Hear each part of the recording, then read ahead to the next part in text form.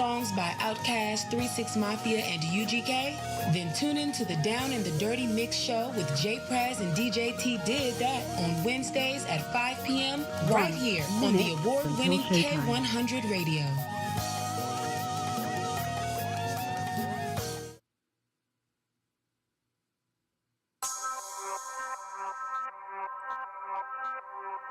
In 3, 2, 1. It's Street Anthems, bitch. Hey, come on. Music certified by the streets. This your man DJ Will Money. Catch my mix show Street Anthems live right here on this station. I'm playing the hottest hip-hop and R&B music. I'm also showing love to all the independent artists with the Indie Spotlight segment. So tune in to your favorite station right here. Let's get it. Hey, yo. Street Anthems live mix show. Yeah, keep it locked. Get live with DJ Will Money.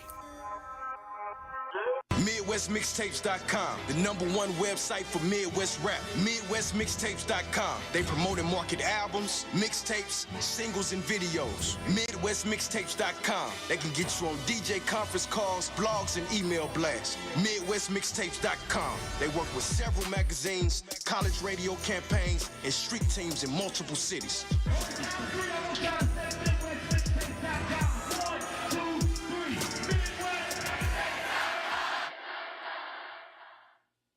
What's good? This is Kelby Cannon, publisher of Making It Magazine, here to let all my independent artists, producers, and DJs know about MakingItMag.com.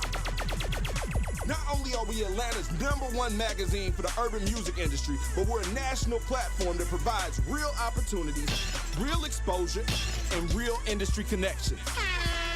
Just log on to MakingItMag.com. Sign up for your membership and start submitting music to get booked on major shows, magazine features, radio interviews, sponsorships, and more great opportunities. That's MakingItMag.com. Doing dope stuff for dope artists. 10 years strong.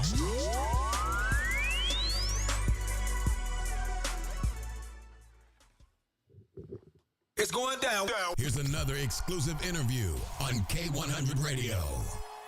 You are tuned to K100 Radio, hip hop and R&B. K100, you bastards! What's up, everybody? What's going on, K100 Radio? I am your host, Blizz, and welcome everybody again to the show. What's good? It's good to see everybody. I know I've been it's been a very, very, very busy second half of 2023 for me, so we haven't been doing a lot of interviews. And, when we do our interviews on K100 Radio, of course, we know we have our lane. We tend to kind of sort of stick to music, entertainers, things of that nature. But, however, today we got a special direct line interview, and we're getting ready to talk to someone that's outside of our lane a little bit, but someone that I really want to have a conversation with because I'm into what she's into. Oh, yes, I am into it, and you probably should be too. Let me get my guest on the line. DeLisa, hello? Hello? Hold on, let me make sure she's on the line, y'all. Hello. Oh, there she is. What's up? Welcome to the show. Hey, how you doing? Thank you for having me. Happy to be here. Absolutely. So I want to go ahead and let you go ahead and officially introduce yourself to our listening audience, real please. Let everybody know who we're rocking with right now. Yes, this is DeLisa Guerrier. I am a real estate developer based out of Nashville, Tennessee. All right, welcome to the show. And so I know people that normally watch my show right now, they're like, wait a minute, listen, real estate, what's going on here? Yes, definitely yes. And the reason why, just off the top, I want to tell you, DeLisa, that I'm interested in what you have to say and your story and your conversation for several reasons, but I'll just state the one thing that really matters to me in this platform. You are a very empowered Black woman, and I'm interested in hearing your story. First of all, you're a Black businesswoman. All right, I'll start there. But also the industry that you're in, real estate. Real estate is one of the main ways people in this particular country tend to build, financial generational wealth. A lot of people, the home will be their biggest investment in their lifetime for the average person. It's important. It's important because everyone's got to have somewhere to live. Rent and home prices are crazy, but rent is completely crazy right now. And there's a lot of people that can benefit for some of the information that you're probably going to get ready to pass on to my audience. So I say all that to say that while you may normally get used to us listening to K100 Radio, listen to us talk about music and stuff, this conversation is very important. And I want anybody that's listening right now, anybody that's watching on YouTube, watching on Instagram, Facebook, listening on K100 Radio, on the mobile app, listen to this on Spotify or wherever you may be catching this podcast, all right, or this show. I want you to pay attention because this sister has a lot going on and a lot of knowledge that I want her to share with you guys. All right. So I'll start with the basic questions. How'd you get into real estate? Oh man, it actually wasn't. It was an accident, I'll say. I was biology pre-med, headed to medical school, and I met a man, which is now my husband, but he was an entrepreneur. He had a car shop where he did window tint and wheels and tires, and he looked at me and he said, "Why would you go and be a doctor when you could own a hospital?" And I never thought about just entrepreneurship just as a way of life. And so homes were something that was just exciting to me. So our first journey on purchasing our first home was so exciting that I ended up getting my real estate license, and I learned the market and I learned what buyers wanted. And that led me to an opportunity when we were in a post-recession market, 2011, where people were in high interest rates, they were in trouble, and they needed help. They didn't know what to do to not lose their homes, and we were in a position to go help these families catch up their mortgage, renovate their house, sell them for a profit, and that fundraised for our real estate development company. So it was a happy accident. Okay, first of all, K100 Radio. There's a lot to unpack because I got to start. Let me just start back. Let's. I want to try to cover it all, but we're going to have other parts of the conversation. But the thing that stuck out the most to me about what you just said, which was a lot, you were about to be a doctor. You were pre-med, and you met a guy who you eventually ended up marrying, which is great. All right, shout out to all the married people. Yeah. And he told you, why would you want to be the doctor when you own the hospital? And so I guess my first question is, like, did you really want to be a doctor first? Like if someone wants to do something like that, if they feel like that's their calling, it's normally hard to like shake them. Like we deal with music people, and it's hard to tell a music person, no, that's not what you want to be. Do something else. And most of my audience is like, go F yourself. You know what I'm saying? That's what I want to do, right? You know what I'm saying? So when you decided to make that pivot, was it a hard decision? I think that what's interesting is everybody talks about representation now. Mm-hmm. When I was growing up, the only successful people that I had access to, that I saw, whether it was on TV, whether it was, in my family circle, were doctors and lawyers. Right. And so the highest level that I knew to shoot for was to become a doctor. So I found an excitement in it, and it felt like something that I was called to do, but it was because I didn't see anything else. Uh-huh. And so going down that journey and crossing paths with him opened up a world of working for myself that I'd never even seen. I get it. All right, I got it now. I was just wondering about that because to me that was a fascinating part of it. It was like, okay, she was about to be a doctor. Like most time you meet people and they get into real estate because, okay, they ain't had nothing going on. They was working at a factory or something. They was like, listen, I got to try something. I'm sick of coming to work. I'm sick of hitting this clock. But you don't. It's just rare that you hear that kind of a story where someone was like, pre-med. Like you've already worked at that point. You've already like worked a lot to even get to that point. Yes. You know what I'm saying? So it's like, okay, you kind of not throwing it away, but kind of just changing lanes after you've done college, some college. If you already pre-med, you done college, and all the goals and stuff like that. So that was just interesting to me. So you guys met and you guys got into real estate. Now let me ask you this: do you feel like, as every question I'm asking you, just for the purposes of this interview, I really want your take as a woman first, and then as a black person second, if you don't mind. You know what I'm saying? Just like some of it, because it really does matter when we're having these kind of conversations. And we tend to keep it 100 over here. That's what we call ourselves, K100, right? All right. Yes. Okay. So, is real estate, do you think, hard to get in? And when I say hard, is it something that you feel like people who aren't necessarily pre-med, but not a level of intelligence, a level of maybe money that you may have to invest yourself to get yourself to that point, time, effort, is it to you just and then being a woman and being black and breaking your way into the industry, is it hard? Yes. So the short answer to that is no, it is not hard, but it does require discipline. Mm-hmm. And that is something that you can't teach.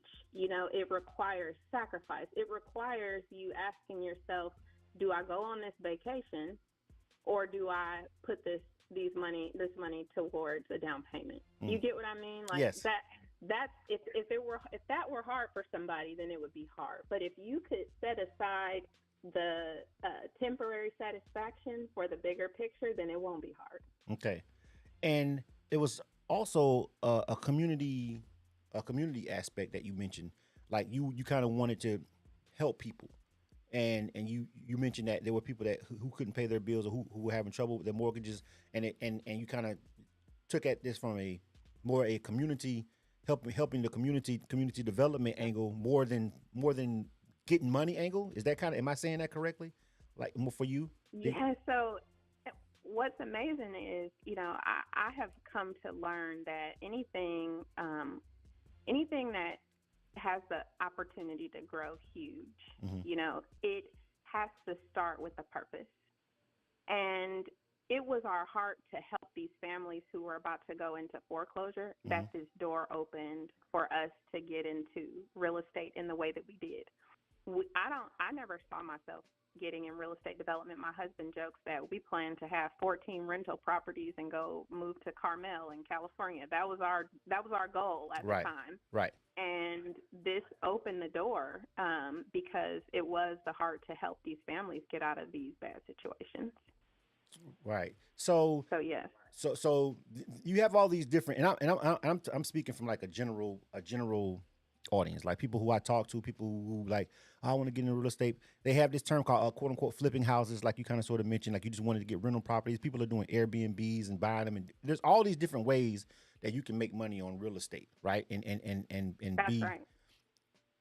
How do you right now, if you had to, I know the lane that you guys are in and the purpose that you set out to do, but let's just say I came up to you and I said, listen, I want to get into real estate. What's the first lane or the first area of real estate that you would suggest to me? Not if I didn't come to you and I said, I want to help people, I want to have a purpose, but I just wanted to get into the industry. What would be the simplest way for someone to break into the industry? Yes. So I'm going to answer two of your questions. The first one, the simplest way is to buy a home. Mm-hmm. It's to buy a home. Buy a home, that's how we started with ourselves. We bought a home, and within a year, that property appreciated by almost $100,000. Mm-hmm. And we were able to sell it and, take that $100,000 and go buy more property. Mm-hmm.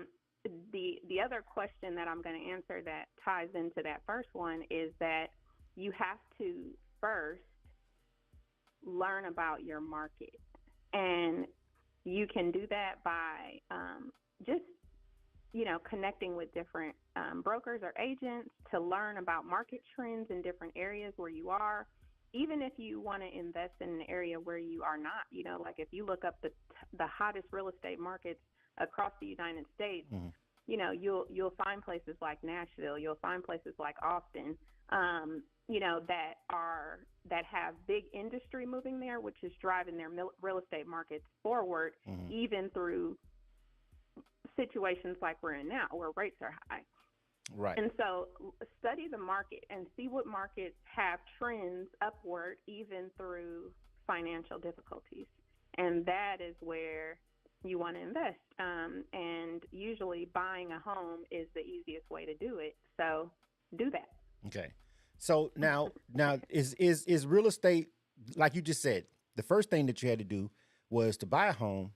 You sold a home. You had the value of it was $100,000 more than what you paid. So then, therefore, when you sell the home, you get that $100,000. Now, Did you have to? What about somewhere to live in the meantime? As you were taking that 100,000, did you have to go buy another home and then you kept like some of that for the down payment and you used it, and then you had to keep some of that to invest in the property? I'm just trying to get everybody to like give us a step by step rendition of like how that works. Of course. Mm-hmm.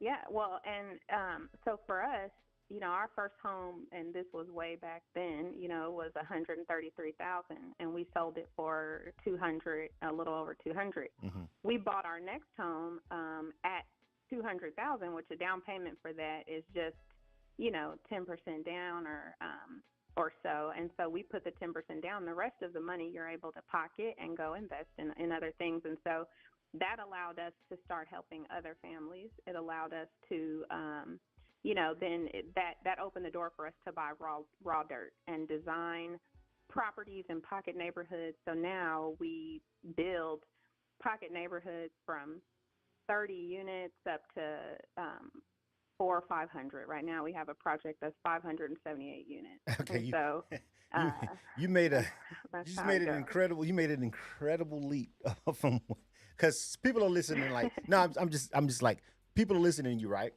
And they're like, okay, yeah. They see the successful black woman, you know, okay. And she said, well, she bought a house, she sold a house, and she was able to take the money. And then she said, all of a sudden they've got like 330 unit neighborhoods and 500 unit. Okay, there's the gap.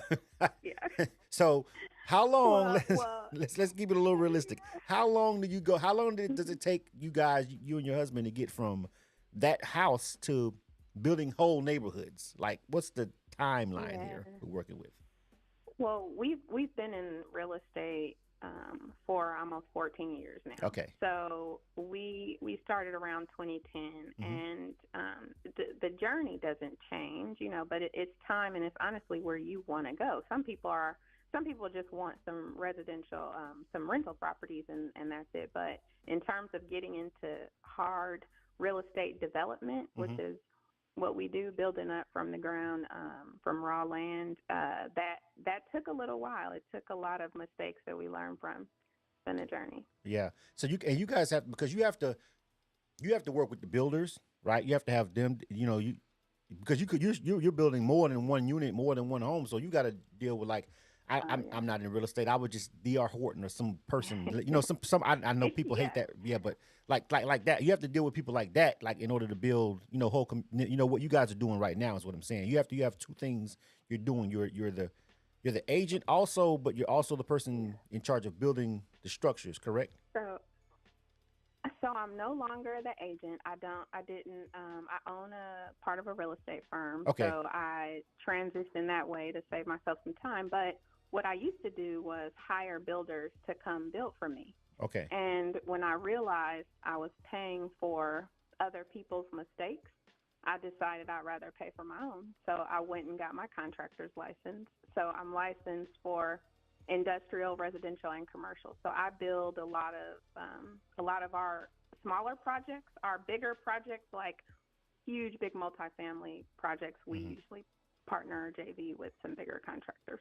Yeah. So I like how you just slid in the fact that you're also a contractor on top of me. So that's what I'm saying. Like, you guys, you are not I want people to be listening to this interview, y'all. Now, don't y'all be inboxing me later on. Y'all listen, her info. She gonna give her info. If she want to talk to y'all, she gonna give y'all the contact information she wants y'all to have. Don't ask me, because I have no idea either the answer of how you just make that leap, you know, and just decide, oh well, you know, I decided I wanted to be pre-med, but now I want to be a real estate agent. Matter of fact, I think I want to be a contractor on top of it and just build stuff, you know what I'm saying, on top of it all.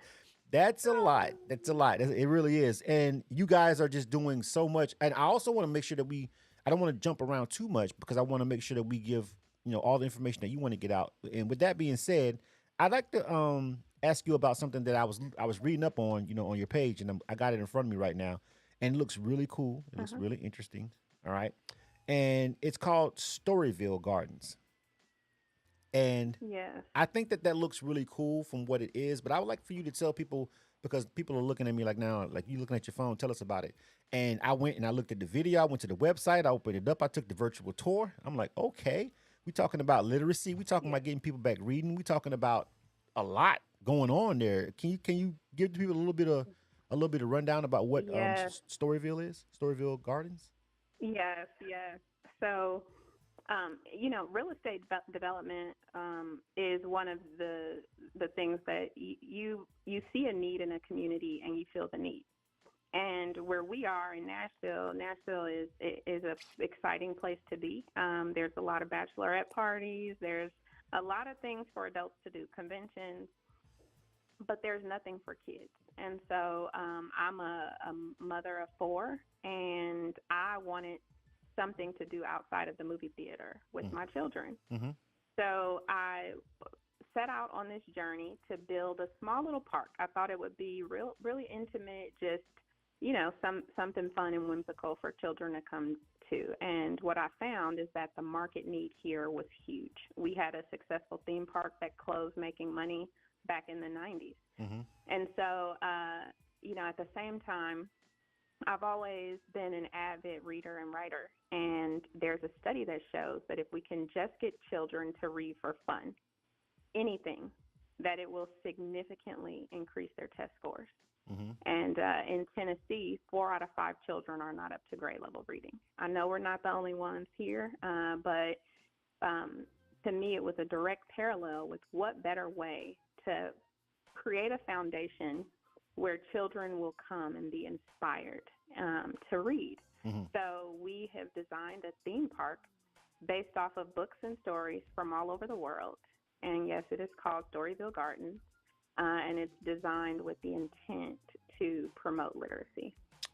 Wow, that's really dope. K100 Radio, all right. You are tuned to K100 Radio, right. Hip Hop and R&B. All right, and we are, listen, our guest is really dope. And DeLisa, listen, I'm just listening to everything you're saying, and I'm trying to wrap my brain around your life. And it gets increasingly difficult because then you throw the fact that you're a contractor at me, but then you really slid in the fact that you got 4 kids. You've got 4 kids, okay, all right, and you're also, I mean, do you sleep? How does that work? I know, right?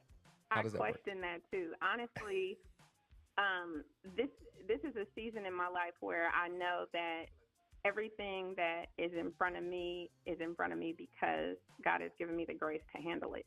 And I have an amazing partner. My husband, he has a drive like you've never seen before. Mm-hmm. And so us together, we push. Our construction company is able to allow us to employ a bunch of people, that is a fulfilling thing. We're able to build homes and create a place for memories for families, all while we are pushing forward to bring something that we believe will significantly change Middle Tennessee and the Southeast. So, it's that sacrifice that I talked about earlier. That's part of it.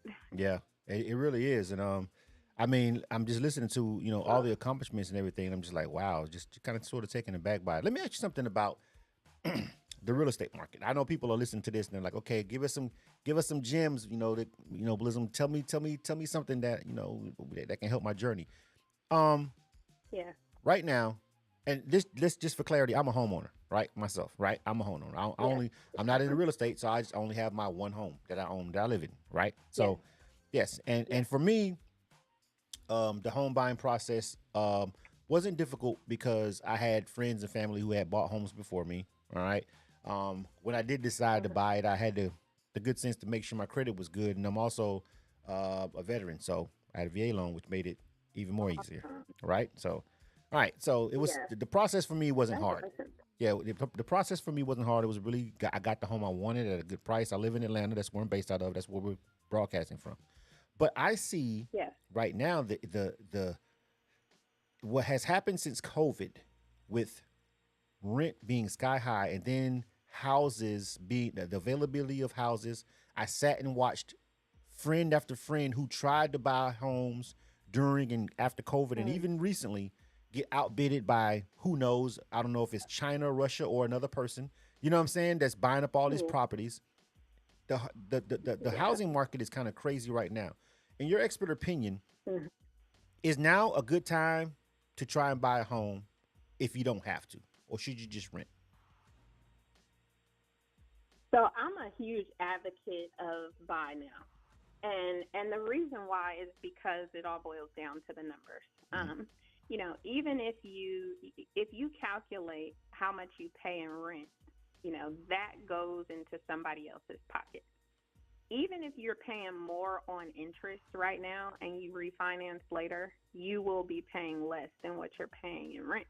You know, and so to me, you know, it's hard to give you some examples right here without having a calculator in front of me. But you know, look at the math.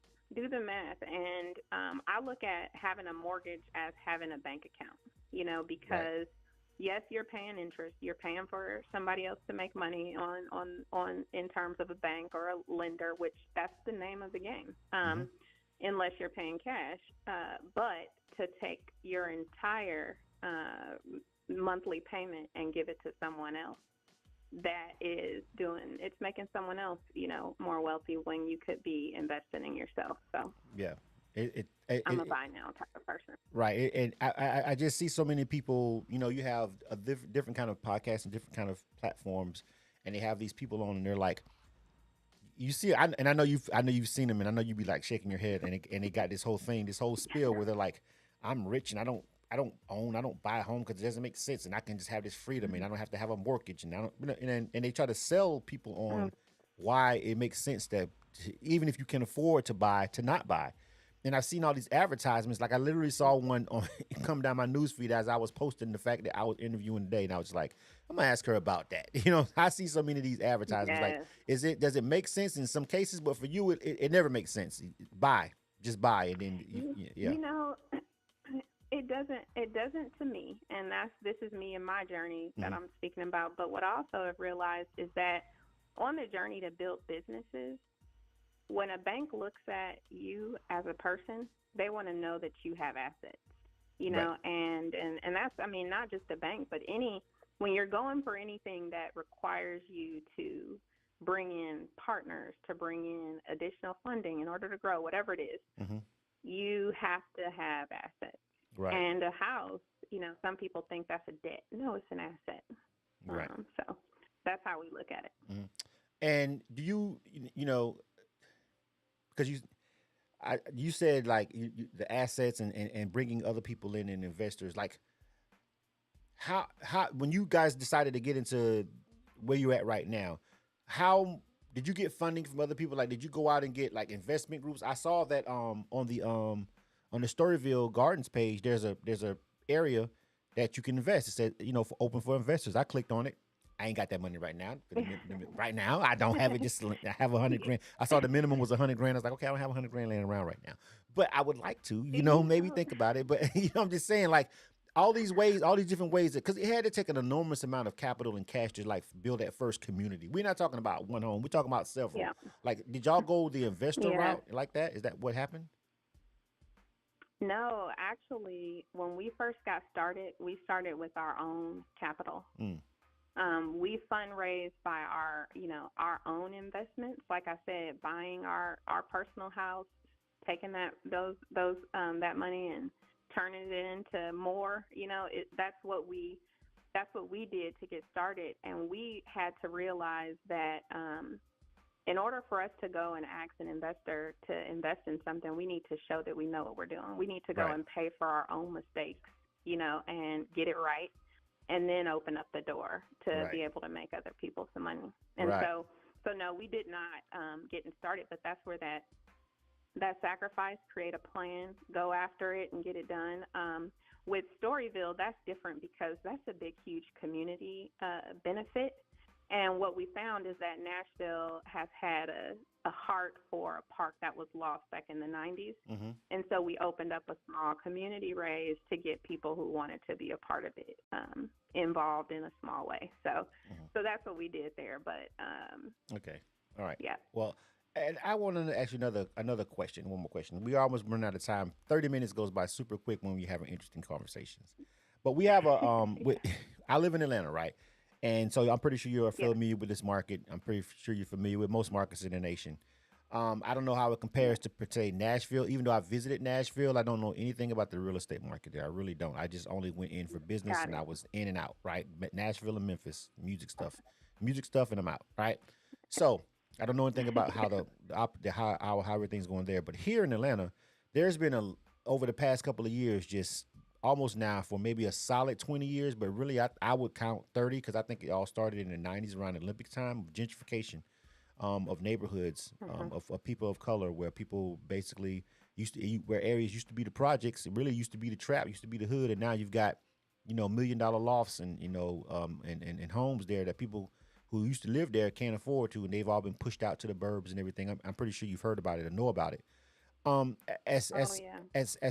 how do you? I want to know what's your take on gentrification, because some people here in Atlanta, and black people, by the way, feel like, yeah, Hmm. they need to tear it down and they need to rebuild it and they need to do all that because, because they want their communities to be a certain kind of way, and but at the end of the day, of course, the people that were there before get, pushed aside, but they're like, that's business. Right. How do you feel about that as someone that's actually on the real estate side? I know people. I know you want a I better know. community. You want a better communities. You want them to be. You're into building and building up, but at the same time, it can sometimes adversely affect people who may not have nowhere else to go. What do you feel about that?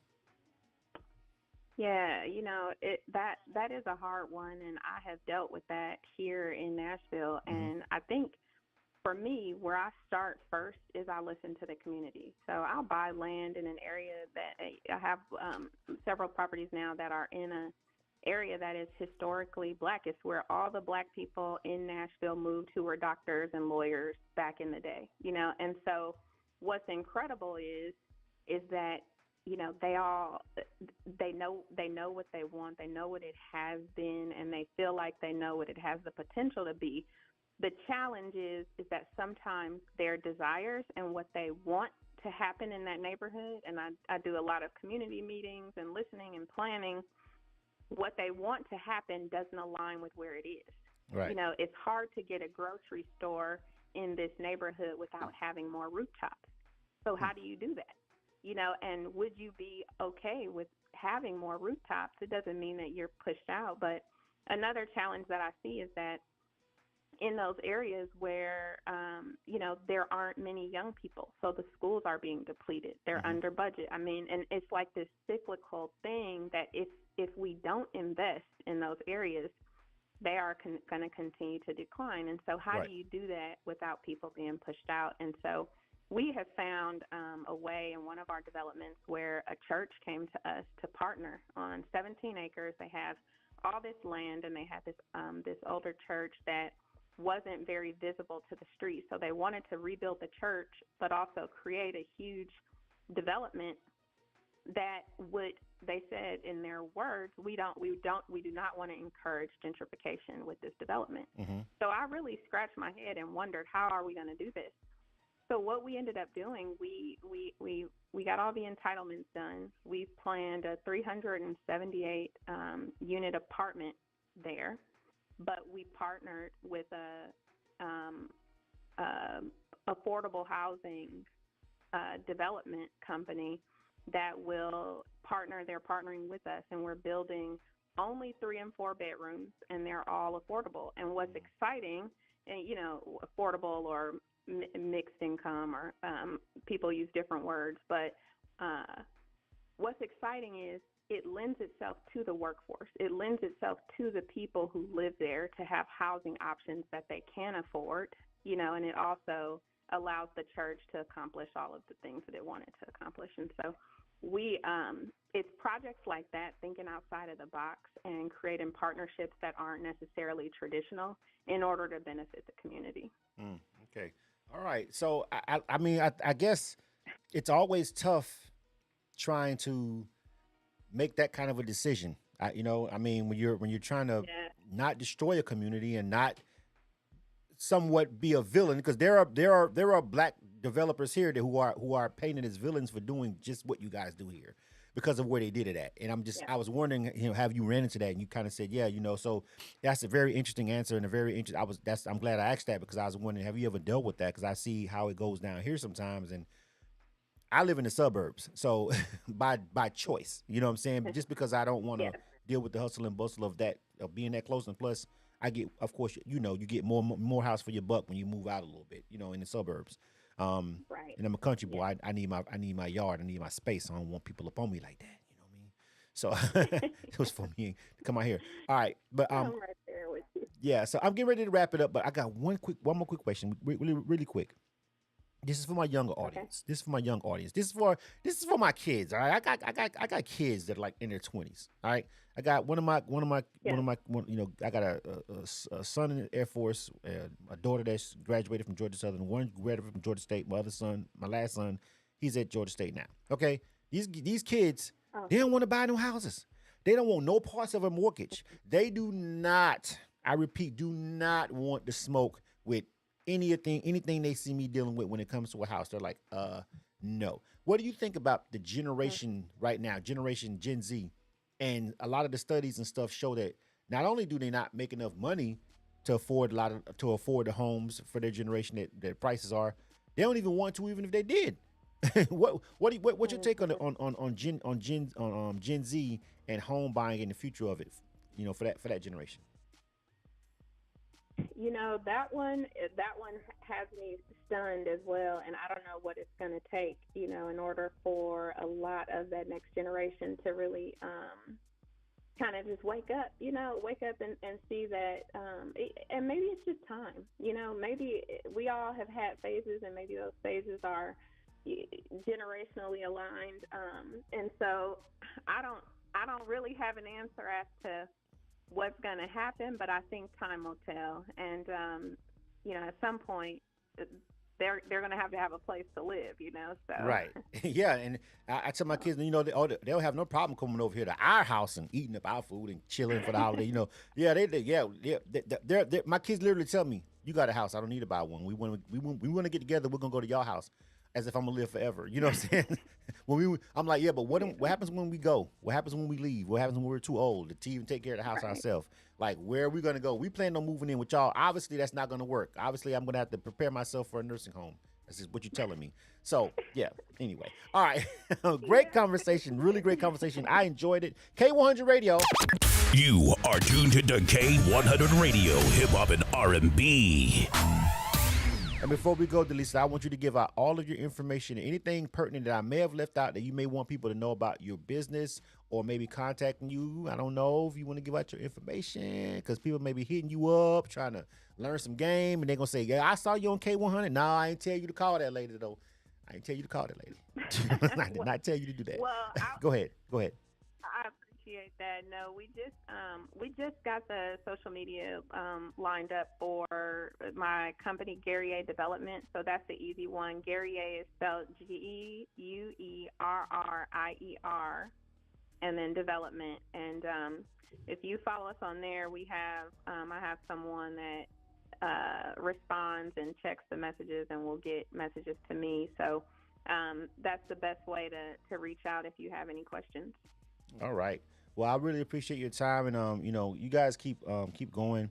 Salute to you, salute to your husband, and you know, for paving the way and showing, you know, other people that it can be done. Because you know, I mean, I know, I ain't gonna lie to you. I know a couple of real estate people down here. I do, but I don't know too many of them that went out and got their contractors license and and they're building, you know, whole communities and whole units and the things that you guys are doing up there in Nashville. So.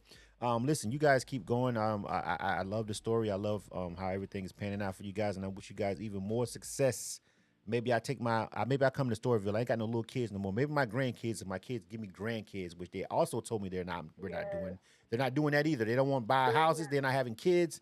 It's a nightmare. Okay, for me, it's a nightmare. But maybe I take my nieces and nephews to Storyville. I don't know, somebody. I don't know. Bring them on. Bring them all. All right. It's good talking to you, DeLisa. Again, thank you for being a guest on K100 Radio. All right? Thank you. Absolutely. All right. Before we go. You are tuned to K100 Radio, hip hop and R&B.